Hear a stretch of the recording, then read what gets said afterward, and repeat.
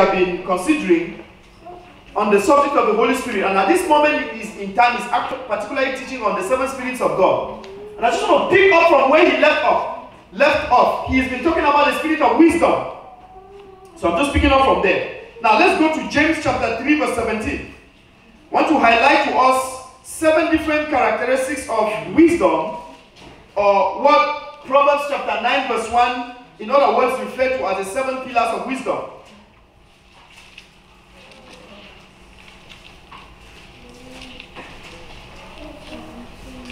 You know, there is a wisdom of this world. There is a wisdom of the princes of this world. And there is also the wisdom of God. Divine wisdom. So, if we have to manifest the wisdom of God, we have to remember that this wisdom has certain attributes. We cannot say we have the wisdom of God and we manifest attributes that are contrary to this one. Look at James chapter 3. It's James chapter 3. Are you there this morning?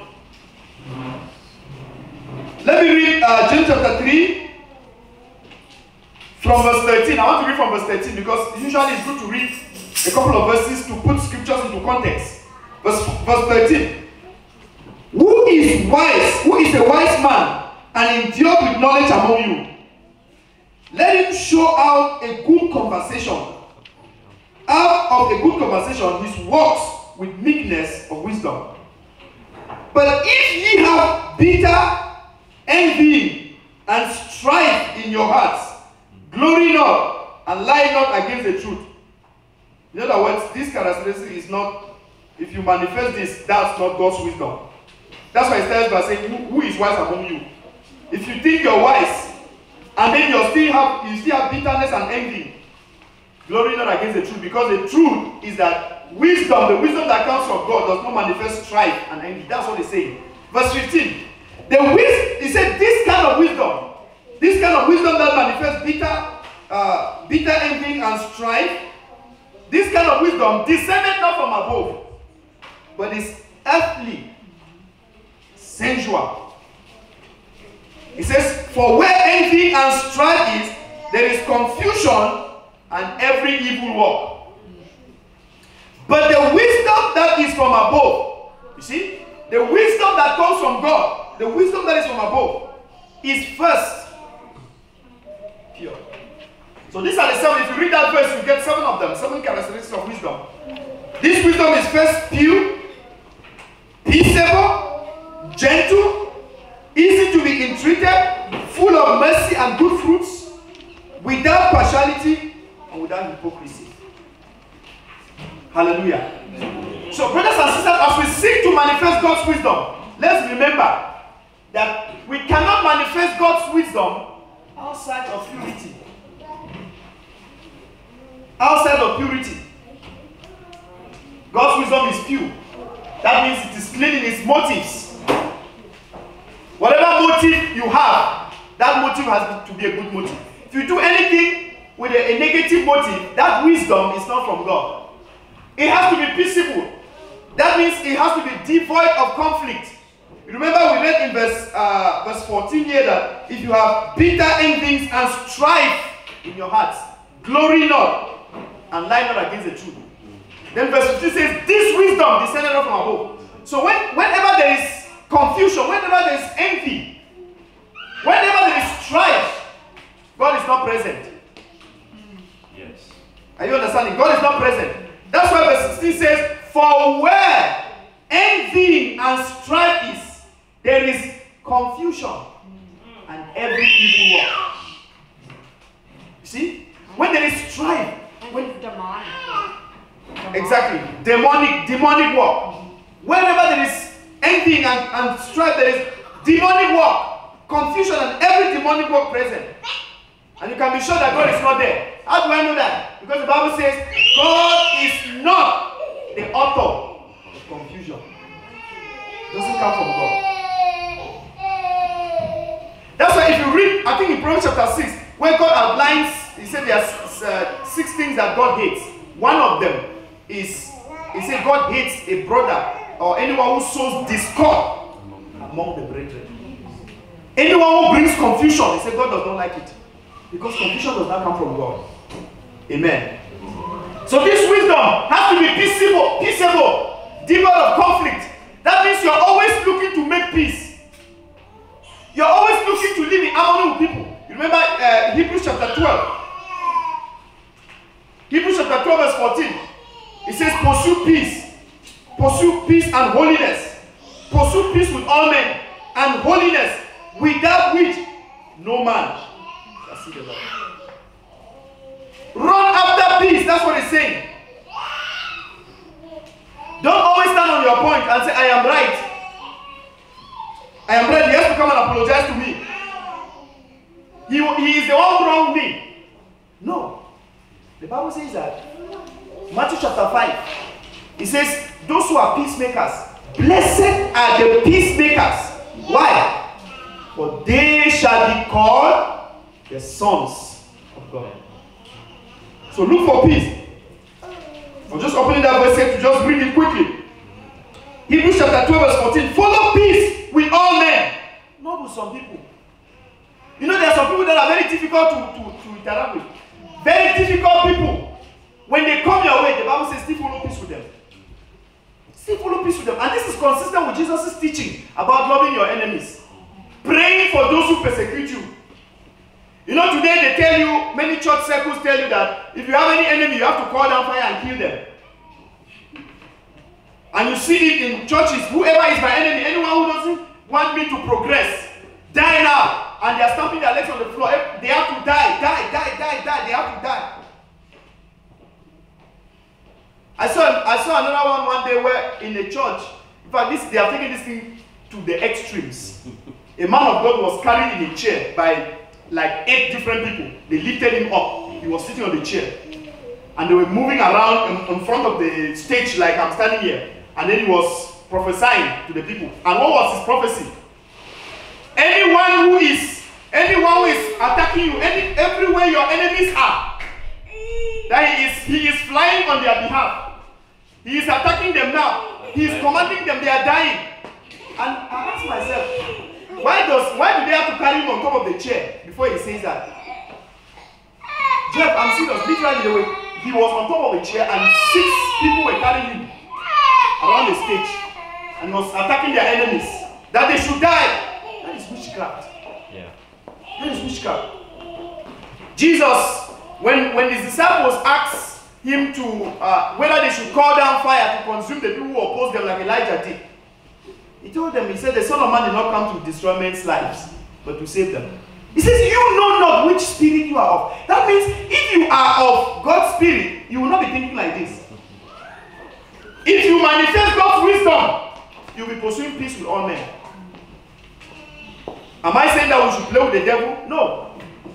I'm saying that we should look at the spirit behind the actions of people, not the people themselves. Hallelujah. Follow peace with all men and holiness, without which no man shall see God. Is it possible that one of the reasons why people don't see God today is that they don't follow peace with people? They are looking for anyone who brings them any headache. They incur bitterness in their hearts. They pray against them. But the Bible says pray for them. It says this wisdom has to be gentle. I don't have the time to go through this list. It has to be gentle. That means sweet to people. Gentleness. It is easy to be entreated. That means it's gracious when people request for help. So when people request for your help, you are gracious. If you cannot help, you politely say, I'm sorry, I'm not able to do it. You know, there's a verse in the book of Proverbs says that when somebody comes to you and asking for help, don't say, go and come tomorrow, when it is in the power of your hand to do it. If you're able to do it, don't say, go and come tomorrow. Hallelujah. Amen. When your enemy hunger, give them water to drink. Feed them when they thirst, give them water to drink. Full of mercy and good fruit. This wisdom is full of mercy and good fruit. As a lot of compassion, just like our Lord Jesus Christ. Full of compassion. He looked at the people after a 3-day meeting. The Bible says he had compassion on them because he saw that they were fainting. Full of compassion. That should be our character. Full of compassion. Without partiality. And I want you to realize that all these 7 characteristics are consistent with the character of Christ. Consistent, full of, without partiality. Romans 2 verse 11, the Bible says, there is no partiality with God. King James says there is no respect of persons with God. In fact, another translation says God has no favorites. That means at the foot of the cross, the ground is level. Don't let anybody fool you. At the foot of the cross, the ground is level. Most false prophets today, what they do is they try to elevate themselves in a way that the people are scared of them. That they are some sort of supernatural beings. They live with God, but you are here on earth. They're just coming out with God. You don't have access to God, but they have access to God. That's false. Every single one of us has access to God the same. The same. He says, God, there is no favoritism. And when you manifest God's wisdom, you don't show partiality. Without hypocrisy. In fact, there is a law that Jesus teaches against hypocrisy, especially when he's dealing with the Pharisees and the scribes and the Sadducees. Read Matthew chapter 6, Matthew chapter 7. Jesus hammers on that. Matthew chapter 23, against hypocrisy. One of the things that God doesn't like is pretense. God doesn't want us to portray an image that is not consistent with who we are in our private life. He doesn't want us to be hypocritical. He wants us to be honest. Honest. That's what God likes. And this kind of wisdom, when you're manifesting this wisdom, there is honesty. You're not hypocritical. You're not acting. The word hypocrite actually means to act. To act. Just like because the word is coming from, the Greek concept is that in those days when there were no films or movies like you can sit in your house and watch a movie, people literally go to a place where there are actors, where there is a stage, the actors come and act. When it's time to act, they open the curtain. The actors come in and they present that scene. When that scene is over, they close the curtain. So, when the actors are on the stage acting, they are just following a script. That's not their lives. When they leave that stage, they go and live their normal lives. Right? So somebody can be acting as Jesus in a movie. Very good, very kind, but that's just an actor. In his normal life, he may be an unbeliever. So what he's telling us is that we should not act. That means that when you come to church on Sunday, for example, don't portray yourself before God as holy, righteous. You are sanctimonious, pious, careful. But then, when from Monday to Saturday, you are living you anyhow. God doesn't like that. God wants you to be honest. Be yourself. Just be who you are. If you need help, ask Him to help you. Don't try to pretend, because when you pretend, God cannot help you. That's why the greatest people God had problem with is the Pharisees and the Sadducees. Teachers of the law. Jesus said, because you say you see, your blindness remains. Because you think you don't have any sin, your sin remains. Like this. He wants us to be straight. Hallelujah. So that's God's wisdom. Excuse me. Yes. It was good. Go back to the former slide. Yes.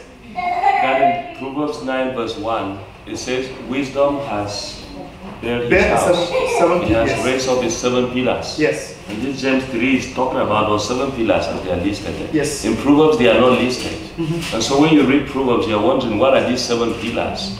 So James is the one who describes the wisdom that's from above and gives the 7 pillars of that wisdom. Yes. And so I want to say that easy to be entreated also carries the sense of having a teachable spirit. Having a teachable spirit. Because many people are unteachable. They say they know God, but they are not willing to learn anything from any person. You understand that? Yes. The religion that they've grown up in said, this is how we grew up, this is what we learned. And whether it was right or wrong, you cannot correct that. They have an unteachable spirit. They cannot bend. That's not the wisdom that's from above. The wisdom that is, the Bible says in Proverbs that a wise man keeps learning and increases his wisdom. A wise man has a teachable spirit. But a person that is full of religion is not teachable. That's not the wisdom from above. So the wisdom from above is easy to be entreated, is gracious in helping people, is also teachable. Amen. Amen. Thank you for that point, Pastor. How do we get wisdom? You see, we are admonished in Proverbs chapter 4. Proverbs chapter 4, we are told to get wisdom and to get understanding. Proverbs chapter 4, I read verse 5. Get wisdom, get understanding. Forget it not, neither decline from the words of my mouth. Forsake her not, and she shall preserve thee. Love her, and she shall keep thee. Now verse 7. Wisdom is the principal thing. Therefore, get wisdom. And with all thy getting, get understanding. Exalt her, and she shall promote thee. She shall bring thee to honor when thou dost embrace her. She shall give to thine head an ornament of grace. A crown of glory shall she deliver to thee. Hallelujah. Get wisdom. Now, when he say he's telling you to get wisdom, the question is, how do you get it? Now, let's look at a couple of scriptures. I think we have, when Pastor Moses was teaching, we have gone through some of these scriptures that talk about wisdom begins by fearing God. The fear of the Lord, if you read the book of Proverbs, is littered all over. The fear of the Lord is the beginning of wisdom.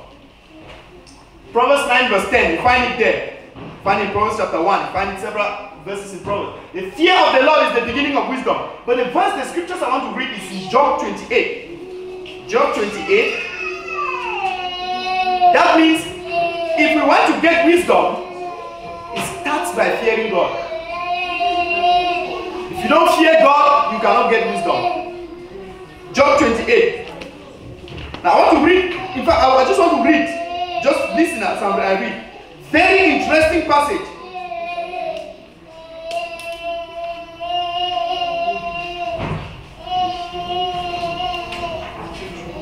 Verse 12. Job 28 verse 12. But where shall wisdom be found? And where is the place of understanding? Man knoweth not the price thereof, neither is it found in the land of the living. The depth said, it is not in me, and the sea said, it is not with me. It cannot be gotten for gold, neither shall silver be weighed for the price thereof. It cannot be valued with the gold of Ophir, with the precious onyx, or the sapphire. The gold and the crystal cannot equal it, and the exchange of it shall not be for jewels or fine gold. No mention shall be made of coral or of pearls, for the price of wisdom is above rubies. The topaz of Ethiopia shall not equal it, neither shall it be valued with pure gold. I hope as you read this, you see the value of wisdom. Whence then, considering that we cannot get wisdom from all of it, whence then cometh wisdom? And where is the place of understanding? This is it again.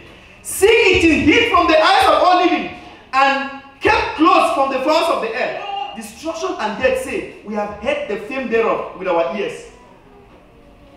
God understandeth the way thereof. He points to who knows where wisdom is, and he knoweth the place thereof. For he looketh to the ends of the earth, and seeth under the whole heaven, to make the weight for the winds, and he weighted the waters by measure. When he made a decree for the rain, and a way for the lightning of the thunder, then did he see it and declare it. He prepared it, yea, and searched it out. And unto man he said, behold, the fear of the Lord, that is wisdom. And to depart from evil is understanding. You see, that passage is very intriguing because it takes you through a journey to show you how you cannot get wisdom from the priceless things in the world. You cannot get wisdom from there. The most important thing in the world, you cannot get wisdom from there. But it says, God knows the way thereof. And it says, the fear of the Lord, that is wisdom. Hallelujah. Amen. So it is in fearing God that we get wisdom.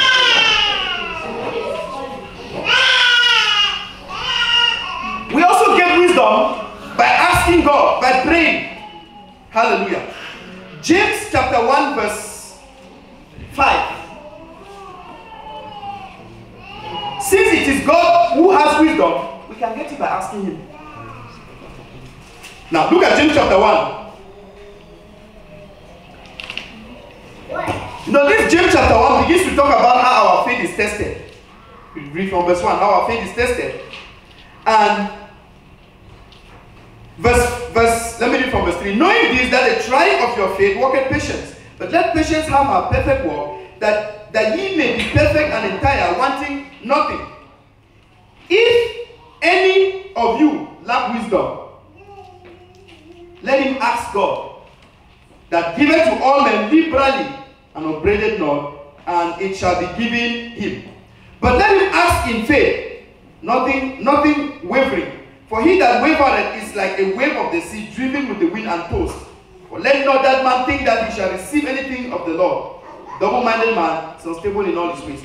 Now when you read the context, when it says, if any man in verse 5, if any man lack wisdom, let him ask of the Lord, that giveth to all men liberally and upbraideth not, and it shall be given to him.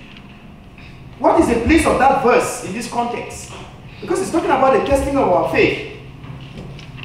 That we go through verse 2. My brethren, count it all joy when ye fall into diverse temptations, knowing this, that the trying of your faith worketh patience. So he's telling you the importance of trials. That when trials come your way, don't cry, don't complain, don't murmur, but rejoice, because the trying of your faith worketh patience. Then in verse 5 he now says, if any man lack wisdom, let him ask of the Lord. Why? What has wisdom got to do with this?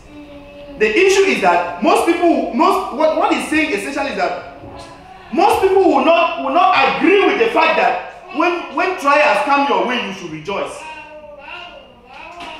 When difficult situations come your way, you should rejoice. Most people think that it's absurd. Why am I facing challenges then you're asking me to rejoice? So he's telling you that if you rejoice when trials come your way, this is wisdom. This is God's wisdom. You know the Bible says, give thanks. It says in all things, give thanks. For this is the will of God concerning in Christ Jesus. It's not that all things are the will of God, but the will of God in all things is to give thanks. That means whatever you experience, God's will for you as you go through that experience is to give thanks. It's not to complain and to murmur. He said, if you lack the wisdom to appreciate this, then ask God. That's what he said. If any man lack wisdom, then ask God. So we get wisdom by asking him in prayer. And he tells us how to pray. That we should not just ask and doubt. We should ask believing. If we don't believe it, then we cannot get it. Hallelujah. Then we see in Ephesians chapter 1, I put that verse there because you see there, Paul actually asking for wisdom, praying for the people to get wisdom. Ephesians chapter 1 verse 17. He's praying for the Ephesian Christians that the God of our Lord Jesus Christ, the Father of glory, may give unto you the spirit of wisdom. So that means you can ask for it. Paul did. So we can too. We get wisdom also by knowing Christ. You know, in Colossians, the book of Colossians, we get wisdom by knowing Christ. Colossians chapter 2 verse 3. In whom, he's talking about Jesus here, in whom I hid all the treasures of wisdom and knowledge. All the treasures of wisdom and knowledge, where are they? In Christ. Now if you read Proverbs chapter 8, I'll not take the time to read all that chapter. If you read Proverbs chapter 8, even in the Proverbs chapter, the one we just read, this is chapter 6, the one we just read, you hear when he's talking about wisdom, Proverbs chapter 4 that we just read, he uses personal pronouns. Embrace her. She shall give you this, she shall do that. If you read Proverbs chapter 8, it's exactly the same thing. Talking about wisdom. And when it's describing wisdom, it describes wisdom using personal pronouns. Actually, I went through that chapter. I discovered that if you read that chapter, from verse 1 to 36, there are 45 different times that he uses personal pronouns. Talking about wisdom. So wisdom is a personality. That means a personality. It's a person, it's not a thing. It's a personality. And that personality is Christ. Now let me show you in the book of 1 Corinthians. 1 Corinthians chapter 1. That personality is Christ. So the more you know Christ, hallelujah, the more you know him, the more you have God's wisdom. Why? Because in him, Colossians 2 verse 3, I hid all the treasures of wisdom and knowledge. If you don't know Christ, forget about wisdom. Forget about wisdom, you'll be foolish. The more you grow in your knowledge of Christ, the more you grow in wisdom. 1 Corinthians chapter 1. We don't have all the time to look at the verses one after the other. I just want to read. Let's just read. Verse 18. For the preaching of the cross is to them that perish foolishness, but unto us which are saved, it is the power of God. For it is written, I will destroy the wisdom of the wise. He's quoting here from Isaiah 29:14. I will destroy the wisdom of the wise, and will bring to nothing the understanding of the prudent. Where is the wise? Where is the disputer of this world? Where is the scribe? Hath not God made foolish the wisdom of this world? God makes it foolish. For after that, in the wisdom of God, the world by wisdom knew not God. It pleased God by the foolishness of preaching to save them that believe. For the Jews require a sign, and the Greeks seek after wisdom. But we preach Christ crucified. Hallelujah. Unto the Jews a stumbling block, and unto the Greeks foolishness. But unto us, which are called, both Jews and Greeks, Christ, the power of God, and the wisdom of God. Have you seen that? Christ, the power of God, and the wisdom of God. So you see that those who detest the cross of Christ, they perpetually abide in foolishness. Because God's wisdom is revealed in the cross of Christ. And you see there as we read. It says it takes the foolishness of preaching. And what is the preaching? It says it there, verse 23. We preach Christ crucified. So God's wisdom, why is the cross God's wisdom? Because that is the way that God decided to save us. The solution to man's problem of sin was not the law. Because for 1,500 years, nobody could keep the law. So the only way God realized that he could save us from sin is the cross, is to bring Christ. That's why any church that doesn't preach the cross, I don't know where the Christians will be. Well, Christians in quotes, because they are not actually Christians. You cannot be a Christian and a Christian despise the cross. And the cross goes far beyond wearing a cross on your neck as a necklace. Goes far beyond that. Beyond that. Hallelujah. It's God's wisdom for our salvation. Then he says, it is through this. He says, we preach Christ, but unto us which are called, both Jews and Greeks, Christ is the power of God and Christ is the wisdom of God. Let me read verse 30. But of him are ye in Christ Jesus, who of God is made unto us. He's still talking about Jesus. Is made unto us wisdom. That's four things there. Wisdom, righteousness, sanctification, and redemption. So Jesus is made unto us wisdom. So the wisdom of God is in Christ. If you want to get wisdom, know Christ. Know Christ. Because the wisdom of God is in Christ. Hallelujah. The word of God. You know Christ is the word of God, right? So it's the same thing. The wisdom of God is in the word of God. The same 1 Corinthians chapter 2. We are there. If you just open chapter 2. From verse 6, Paul says, how be it we speak wisdom. We speak wisdom. So he's talking about the word of God. We speak wisdom among them that are perfect, yet not the wisdom of this world. So when we preach the word of God, the wisdom we speak is not the wisdom of this world, nor the princes of this world. I told you too that there's a wisdom that is the prince of this world. That's demonic wisdom. But we speak the wisdom of God in a mystery. So the wisdom of God is in the word of God. The wisdom of God we speak in a mystery. Even the hidden wisdom. So have you noticed that this wisdom is hidden? And I always ask myself when I read in scripture, when the Bible talks about things being hidden, why is it always hidden? You know how Jesus says, God has hidden these things from the wise. Those who think they know, God hides it from them. And they hit their heads all their lives arguing, and they never know it. And the Bible says, they are always ever learning, but never come to the knowledge of truth. Because God has hidden it. Now, the reason God hides it is that it is those whose hearts are clean You know the Bible says the fear of the Lord is the beginning of wisdom. If God realizes that from your heart you don't want to follow him, there's no reason why he should reveal that wisdom to you. It is to those who want to follow him that he reveals the wisdom to them. So the wisdom of God is hidden. It says the wisdom which is of God ordained before the world unto our glory, which none of the princes of the world knew. So the big men in the world, they didn't know it. He said, if they knew it, they would not have crucified the Lord of glory. Hallelujah. God's wisdom is in his word. Psalms 119 verse 98. David in that scripture says, thou, through thy commandments, have made me wiser than my enemies, for they are ever with me. God's wisdom is in his word. If you want to grow in wisdom, love the word of God. Delve into the scriptures. Hallelujah. The wisdom of God is in his word. The knowledge of Christ is in his word. So all of these things are interrelated. You cannot despise the scriptures and be wise. It's not possible.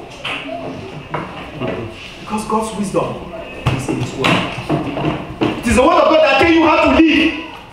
That directs you. Hallelujah. I don't think I'll be able to go. Understanding is very much related to wisdom. You know. And I remember in this same Sunday school, we are going through, when we're dealing with the ministry of the Holy Spirit, those who can remember, one of the things we talked about is that the Holy Spirit brings us understanding. And one of the spirits of God, 7 spirits of God, is the spirit of understanding. So this is interwoven in that teaching. You know, the teaching on the ministry of the Holy Spirit. That wisdom is the ability to grasp the significance of a subject or event, gaining insight into what God is doing in each situation. Here, this verse just talks about the fact that the children of Issachar had an understanding of the time. Knowing what Israel ought to do. Knowing what you're supposed to do. Understanding. The spirit of understanding, we read in Daniel chapter 1 how that Daniel had understanding. The spirit of understanding was upon the life of Daniel. And when I went through that teaching, we went through the fact that with understanding gives us all of these things. So I want you to take the time, you can read these scriptures. I'll leave them on the board for now. You can take the time to read them at home again to refresh your memory about what wisdom does for us. The next week, I will just conclude this teaching next week. We'll look at the spirit of counsel, what the spirit of counsel is. Then we'll look at the spirit of might, what it is. Then we look at the spirit of knowledge.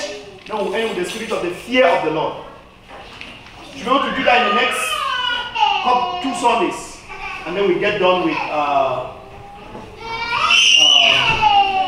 the 7 spirits of God. Then Pastor Patrick can come up and start teaching us on the baptism of the Holy Spirit. Interesting stuff. Hallelujah. Anybody has a question or comment, contribution to make?